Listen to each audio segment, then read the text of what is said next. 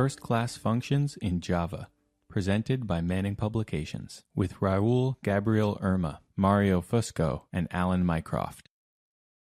You may be hearing a lot of buzz about Java 8 and functional programming. In this first video, you'll see how to write more flexible code by regarding methods as first-class values and using lambda expressions to concisely represent behaviors. Let's start by looking at the idea of functions as first-class values. First, we'll consider all the possible values you can manipulate in a Java program. The simplest are primitive values, such as the numbers 42 of type int or 3.14 of type double. Objects are instances of a class. Examples of objects as values include ABC of type string, new integer 24 of type integer, and explicitly calling a constructor for a class, here shown as class C with the parameters 7 and xyz. Even arrays are objects. So what's the problem? There are various other concepts in Java that we consider to be second-class Java citizens because they're not values. Methods and classes are prime examples of these second-class citizens. Methods are fine when defined inside classes, which in turn may be instantiated to produce values. However, neither are values, which can constrain your thinking and make it harder to program. In other languages, like Scala, regarding methods as first-class values makes programming easier by adding to the toolset available to a programmer. Methods as first-class citizens. Programs embracing the idea of methods as values are said to be functional-style programs, which essentially just means programs that pass functions around as first-class values. The designers of Java 8 decided to allow methods to be values. The first new Java 8 feature we introduce is called method references. Here's how it works. Suppose you want to filter all the hidden files in a directory. You need to write a method that, given a file, will tell you whether it is hidden or not. We'll use a method inside the file class called isHidden. Think of this as a function that takes a file and returns a Boolean. In Java 8, you can rewrite the code this way. Notice we use isHidden as a value by writing file : isHidden. Cool. We already have the function isHidden available, so we can just pass it to the listFiles method. No longer are methods second-class values. In addition to allowing named methods to be first-class values, Java 8 allows a richer idea of functions. One of the most significant additions is lambdas, or anonymous functions. Let's take a look at a lambda expression. For example, you can write int x arrow x plus 1 to mean the function that, when called with argument x, returns the value x plus 1. You may be wondering, how does this help me write programs? Well, let's step through an example to see. Suppose you have a farm inventory application with a class apple, declaring a method getColor, and an inventory that's a list of all apple objects. It's reasonable to think that you might want to select all the green apples and return them in a list. You'd typically call the code to select just the green apples a filter. In this case, you'd write your filter as a method called something like filter green apples. Let's look at an example of what this method might look like. Notice here, result is a list, which accumulates the result. It starts as empty, and then green apples are added, one by one. Here, the highlighted code instructs our method to select only green apples. This works perfectly, assuming all you'll ever need this filter to do is to select green apples. Now suppose you'd also like to compile a list of apples that weigh over 150 grams. Time for another filter, which you might even create by copying and pasting the green apple filter.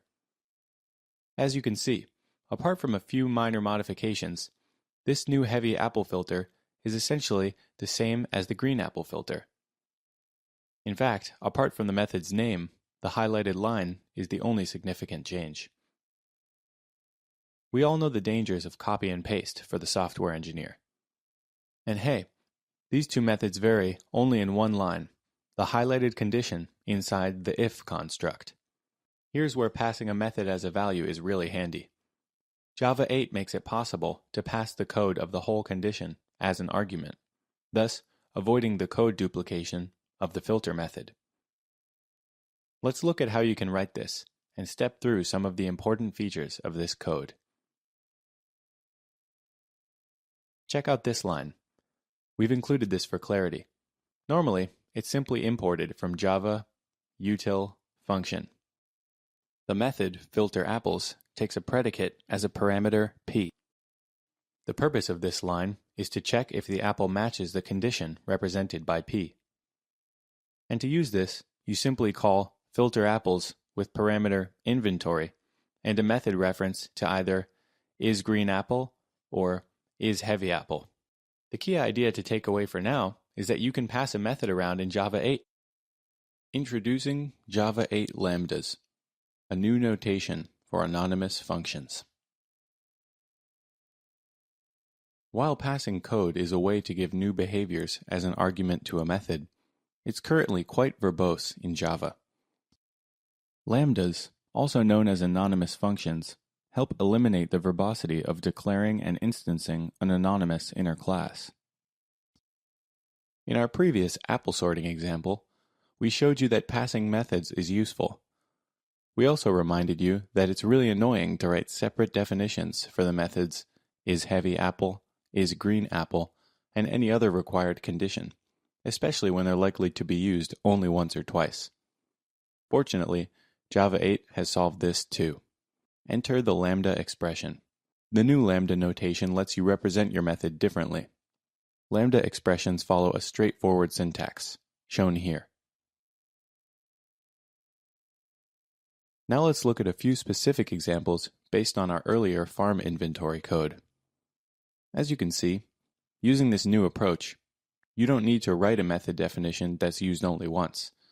The code is crisper and clearer because you don't need to search to find the code you're passing. A lambda expression can be understood as a kind of anonymous function that can be passed around. It doesn't have a name, but it has a list of parameters, a body, a return type, and also possibly a list of exceptions that can be thrown. Lambdas fix the verbosity problem because they let you pass code in a concise way. Thus, you can cope with changing requirements by using a behavior represented by a lambda as a parameter to a method. Let's take a closer look. We define a lambda expression as a concise function without an explicit name that can be passed as an argument to another function or method. That's one big definition. Let's break it down. Every lambda expression is composed of three parts: parameters, an arrow, and a body. In this case, the body of the lambda compares two apples using their weights. This expression has two parameters of type, apple, and returns an int, the comparison of the weight of the two apples.